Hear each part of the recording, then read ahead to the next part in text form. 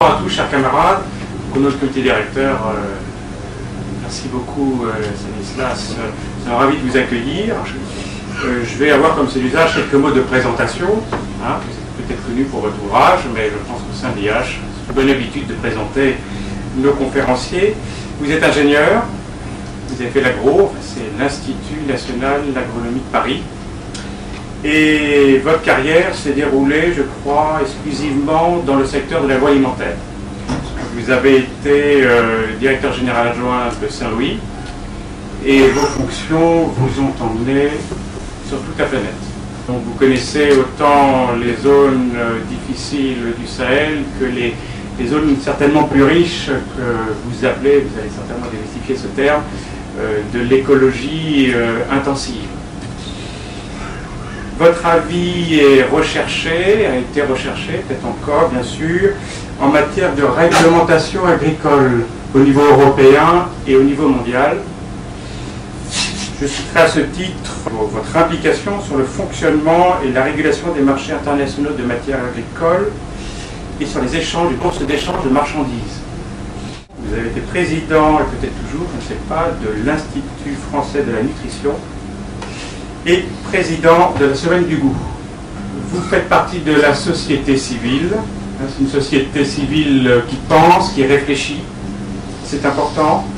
Et à l'IHEDN, on met tout en place sur un axe majeur le rapprochement entre nos activités à l'IHEDN et le monde civil.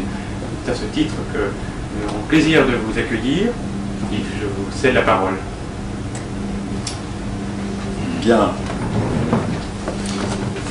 Écoutez, merci beaucoup à M. Bedel et surtout à Mme Gorce-Combala de m'accueillir. Vos mots sont très aimables. Je rentre directement dans le sujet que je vous propose ce soir en me posant déjà une question. Qu'est-ce que serait une conférence qui ne durerait que 8 minutes et qui vous donnerait la parole tout de suite? Je vais essayer en 8 minutes de déjà vous dire grosso modo ce que je vais vous présenter ce soir. Ceci dit, 8 minutes ce n'est pas assez. Et je passerai ensuite un moment à essayer de fonder mon propos et de développer les thèses que j'avance.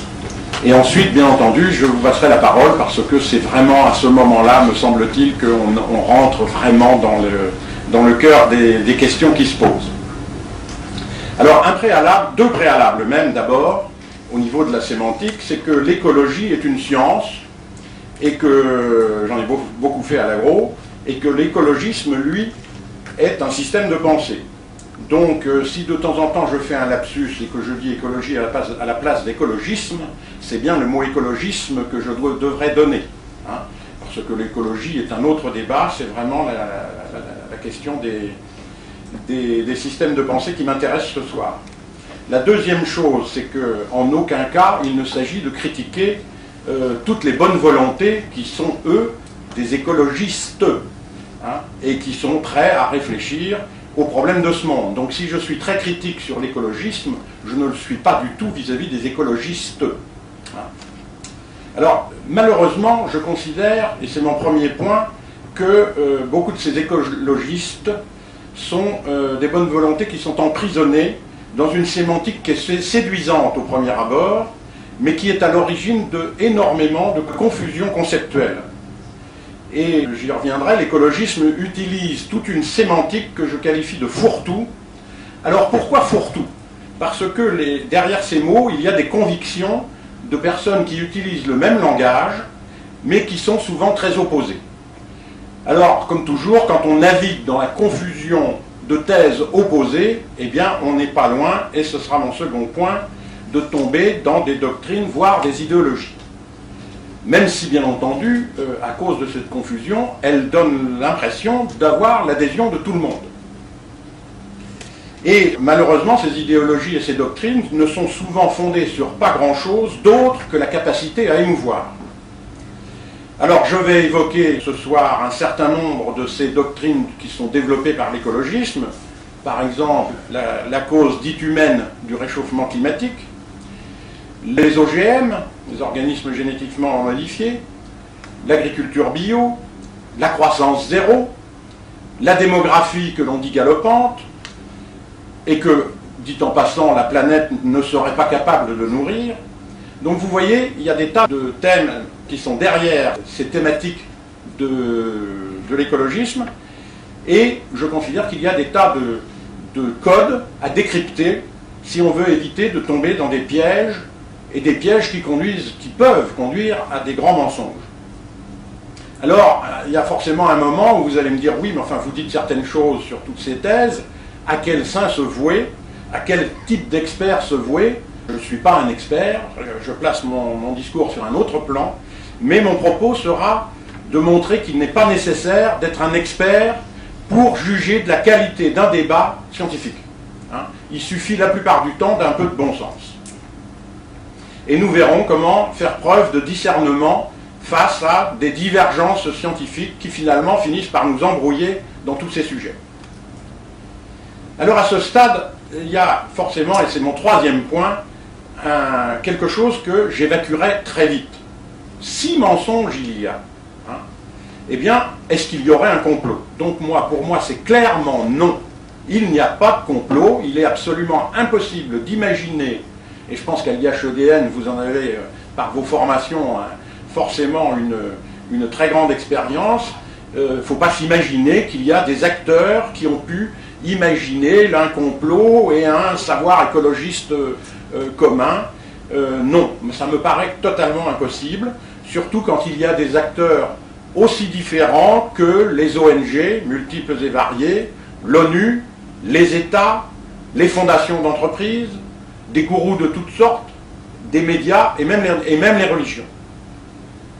Donc pour moi, je tiens vraiment à évacuer cela et à dire qu'il n'y a pas de complot, mais paradoxalement, plus les acteurs en question ont des intérêts divergents, eh bien il me semble que plus ils sont capables d'être en quelque sorte des complices. Eh bien pourquoi? Parce que chacun de ces acteurs, finalement, s'imagine qu'il va jouer de l'autre. Eh bien nous verrons, par exemple, pourquoi, je prends deux exemples, pourquoi les fondations multinationales subventionnent des ONG altermondialistes. Ils n'ont pas les mêmes intérêts. Ou bien pourquoi l'ONU joue le jeu d'une gouvernance mondiale contre celle des États, alors que c'est justement les États qui la financent. Donc voilà, vraiment, j'insiste, le complot est une fausse piste. Si jamais, au grand jamais, il y avait un complot, moi j'ai tendance plutôt à dire qu'il y aurait en tous les cas une victime qui serait l'homme, parce que je considère, et je m'en expliquerai, que l'écologisme est une sorte de pacte contre la nature profonde de l'homme. Et j'y reviendrai. Donc s'il n'y a pas de complot, qu'est-ce qui peut expliquer un tel succès de thèse, si ce n'est, je suis un peu provocateur, vous l'avez dit, son attrait para-religieux. Et ce sera mon quatrième propos. Et je vous montrerai, citation à l'appui, à quel point nous sommes appelés aujourd'hui à rendre un culte à deux anciens dieux du paganisme, qui sont vieux comme de plusieurs millénaires, qui sont la déesse Gaïa, notre mère la terre, et l'homme-dieu éternellement tenté d'être son propre créateur.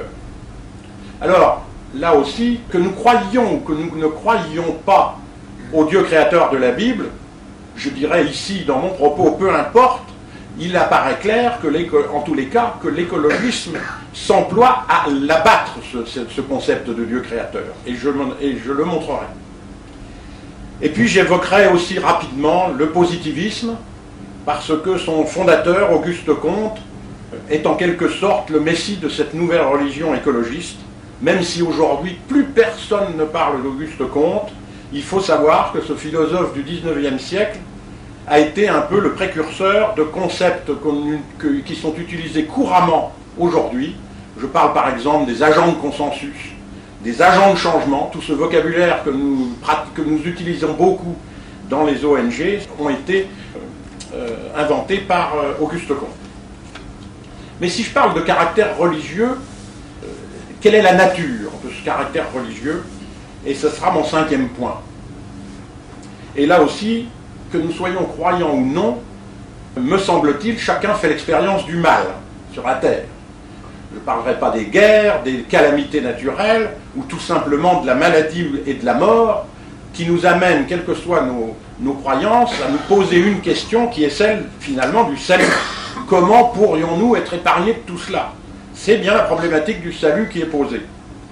Eh bien, il y a une première voie de salut qui est très tentante. C'est celle du salut individuel que l'on appelle la gnose. C'est-à-dire, si je connais tout, je me sauverai tout seul.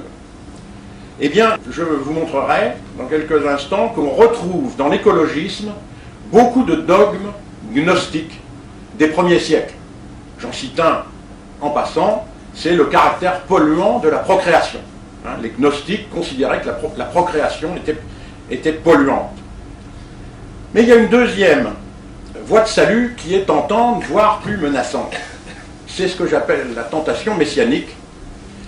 Eh bien, comme tous les messianismes, de quoi s'agit-il? Il s'agit d'une élite qui nous propose un programme à suivre et qui nous assurerait un salut collectif ici-bas.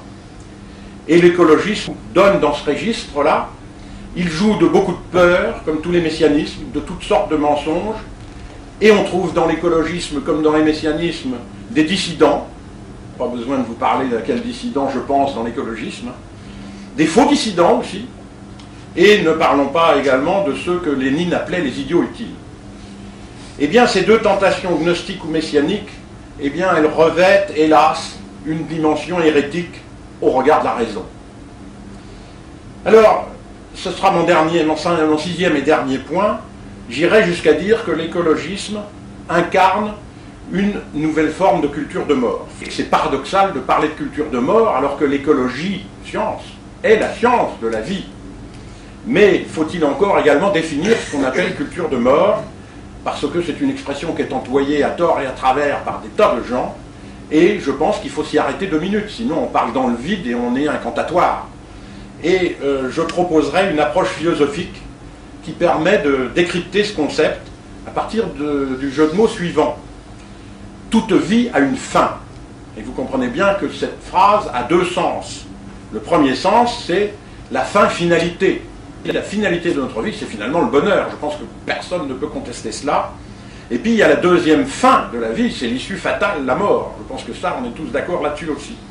Eh bien, ce que je vais proposer comme définition de la culture de mort, c'est que tout ce qui va obscurcir nos consciences, d'une part, que la vie a un terme, et deuxièmement, tout ce qui va affaiblir nos désirs de bonheur, eh bien, cela relève de la culture de mort. Alors, je n'ai rien inventé en disant cela, ce sont des propos d'un philosophe qui s'appelle Fabrice Adjadj que j'ai repris, et que j'ai retenu parce que elle me paraît très instructive pour décrypter la nature profonde de l'écologisme. Donc en gros, ma conclusion sera que le discours écologiste est en fait un discours de retour au passé. En gros, c'est le rêve d'un paradis perdu, qui n'est pas tourné vers l'avenir.